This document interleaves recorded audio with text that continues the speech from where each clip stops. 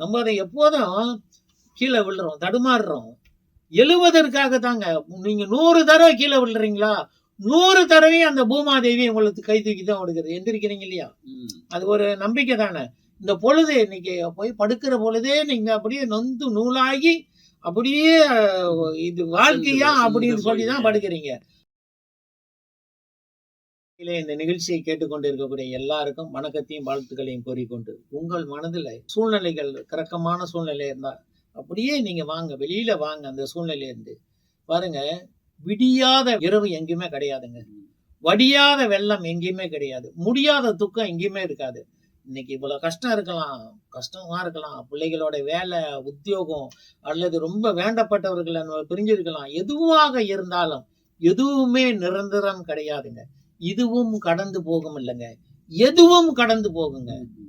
எதுவுமே இது நல்லா இருக்கு. ஆமா, எதுவும் கடந்து போகுங்க. எல்லாரும் அடிக்கடி சொல்லுவாங்க இதுவும் கடந்து போகும். இல்லைங்க, இதுவும் இல்லைங்க, எதுவும்ங்க. எதுவும் என்ன கேட்டா எதுவும் கடந்து போகும் அப்படின்ற ஒரு சூழ்நிலைக்கு வாங்க. நம்ம அதை எப்போதும் கீழே விழுறோம், தடுமாறுறோம். எழுவதற்காக தாங்க. நீங்க 100 தடவை கீழே விழுறீங்களா, 100 தடவையும் அந்த பூமாதேவி உங்களுக்கு கை தூக்கி தான் கொடுக்குறது. எந்திரிக்கிறீங்க இல்லையா, அது ஒரு நம்பிக்கை தானே.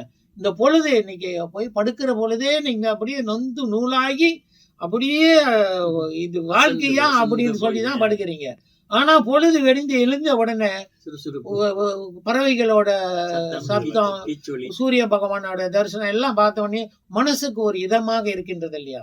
வீட்டு முன்னால துளசி செடி வச்சிருக்கிறீங்களா, நீங்க அப்பார்ட்மெண்ட்ல கொண்டு போய் எங்க வேணாலும் இருங்க, ஒரே ஒரு துளசி செடி பாசிலையாவது வைங்க. வசதி இருக்கிறவங்க பெருசா வைங்க. அந்த துளசியை நீங்க பாத்தீங்கன்னா, திரிபுரா காய வித்மிகை துளசி பத்திராய் திமிகை தன்னோ துளசி பிரஜோதியா, இதாங்க காயத்ரி மந்திரம். துளசிக்கு உண்ட காயத்ரி மந்திரம் இல்லைங்க. அதெல்லாம் நம்மளுக்கு சொல்ல வராது, பிரச்சனையே கிடையாது. சும்மா அப்படியே லேசா துளசி அப்படியே தொட்டு நமஸ்காரம் பண்ணுங்க. சூரிய பகவானை பார்த்து ஒரு நமஸ்காரம் பண்ணுங்க. அதுவே வாழ்க்கையில வெற்றியா இருக்கும். வாழ்க்கையில என்ன சூழ்நிலை, எப்படியாப்பட்ட சூழ்நிலையா இருந்தாலும் அந்த பிரபஞ்சம் அப்படின்னு ஒண்ணு இருக்குங்க இல்லையா, அந்த பிரபஞ்ச சக்தி கண்டிப்பாக நம்மை காப்பாற்றும். நம்ம என்ன செய்யறோமோ, நம்ம எதை விதைத்தோமோ கண்டிப்பா நம்ம அறுவடை பண்ணுவோம். நல்லதெல்லாம் செஞ்சோம்னா நல்லது கண்டிப்பா நமக்கு கிடைக்கும் அப்படிங்கிறது. நான் ஒவ்வொரு நாளும் எந்திரிக்கக்கூடிய எழக்கூடிய வேலையில என்ன எதிர்மறை விஷயங்களாக இருந்தாலும் சரி, அந்த தர்மம் நமக்கு துணையாக இருக்கும். இந்த நிகழ்ச்சி கேட்கறீங்க இல்லையா, அதெல்லாம் கேட்டுக்கொண்டிருக்கக்கூடிய எல்லாருக்கும் நான் சொல்றேன், கேட்காதவங்களுக்கு நீங்க சொல்லுங்க.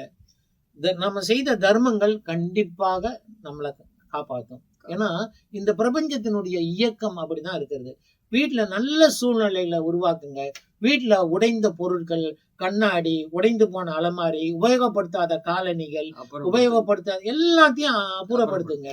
வியாழக்கிழமைகள்ல வீட்டுல நீர்ல கல்லு உப்பு கொஞ்சம் வாங்கி ஒரு பிடி அளவு உப்பை போட்டு வீடுகளை மோப் பண்ண. நீங்க பண்ணலையா, பனிப்பெண் செய்யறாங்களா, வீட்டுல வேற யாராவது செய்யறாங்க, மருமக செய்யறாங்களா, மகள் செய்யறாங்க, யாரோ ஒருத்தவங்க செய்ய முடியலையா, நீங்களாவது செய்யுங்க.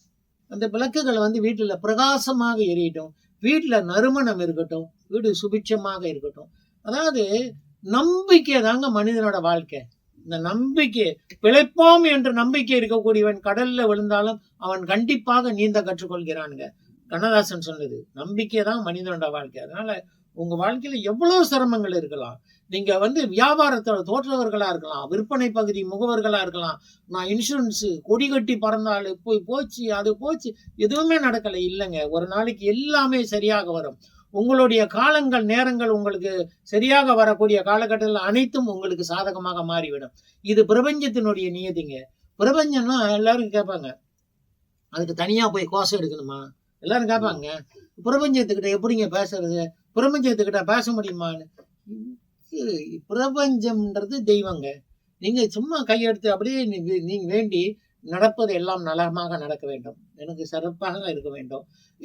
உங்களை சார்ந்தவர்கள் உங்க பையன் இருக்கிறாரா, பேரை சொல்லுங்க, பேரை சொல்லி அவருடைய நட்சத்திரம், ஒரு ராசி நல்லபடியா இருக்கணும்.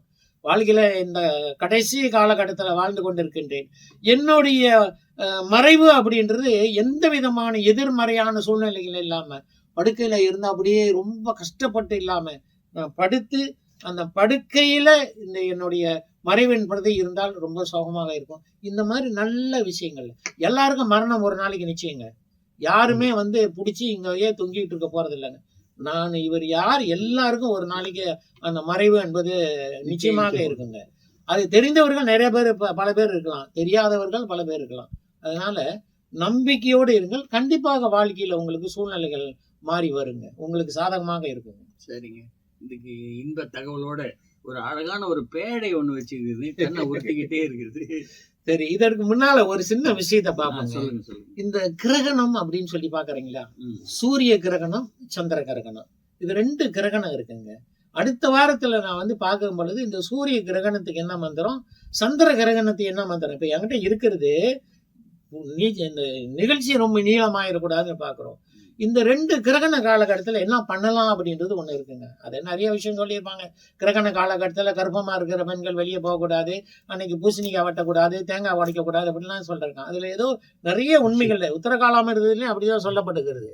ஆனா அந்த கிரகண காலகட்டத்துல சாப்பிடாம இருக்கிறது நல்லது, உபவாசம் மாதிரி இருக்கிறது ரொம்ப நல்லது, மந்திரங்களை கேட்கறது ரொம்ப நல்லது, மந்திரங்களை தீட்சையா பெறது ரொம்ப நல்லது அப்படின்னு சொல்றாங்க. சரி, உங்க 2 பேருக்குங்க இல்ல நிகழ்ச்சி கேட்கற யாராவது இருந்தாலும் சரி, இதுதான் பொருத்தம். கேட்கற எல்லாருக்கும் சரி, உங்களுக்குங்க ஒரு தகவலுங்க.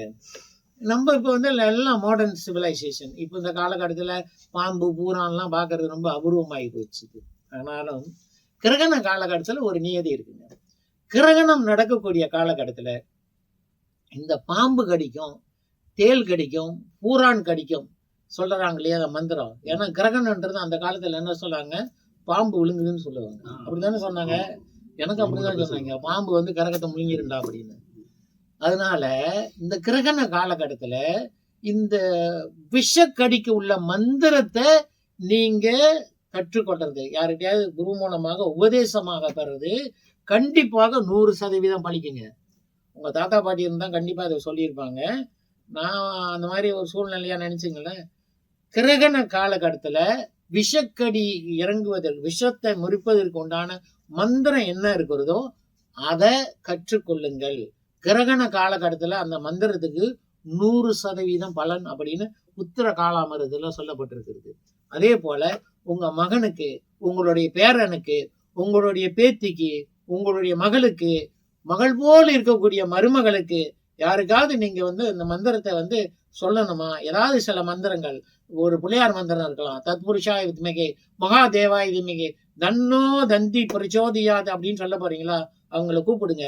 தர்ப்பைய, ஒரு தொடு தர்ப்பிய, ஒரு சின்ன தர்ப்பியை எடுத்து அவங்க மேல வைங்க, நல்ல உச்சந்தலையில வைங்க. இதெல்லாம் கிடைக்கலங்க, அந்த நேரத்துல என் கையில ஒண்ணுமே கிடைக்கல, அப்படியே கைய வைங்க, தலையில கைய வச்சு இந்த மந்திரத்தை சொல்லி கொடுங்க. பேர பிள்ளைங்க, சின்ன பிள்ளைங்க, யாராவது தொட்டில்ல இருக்கக்கூடிய குழந்தைக்கு கூட கிரகண காலகட்டத்துல நீங்க மந்திரத்தை பிரயோகம் பண்ணலாம். அவங்களுக்கு ஆயுள் வந்து நல்லா இருக்கணுமா, திரியம்பகம் யஜாமகே சுகந்திம் புஷ்டி வர்தனம் உருவார்கமிவ பந்தனாத் மிருத்யோர் முட்சிய மாமிருதாத் அப்படின்னு சொல்லக்கூடிய மந்திரம்.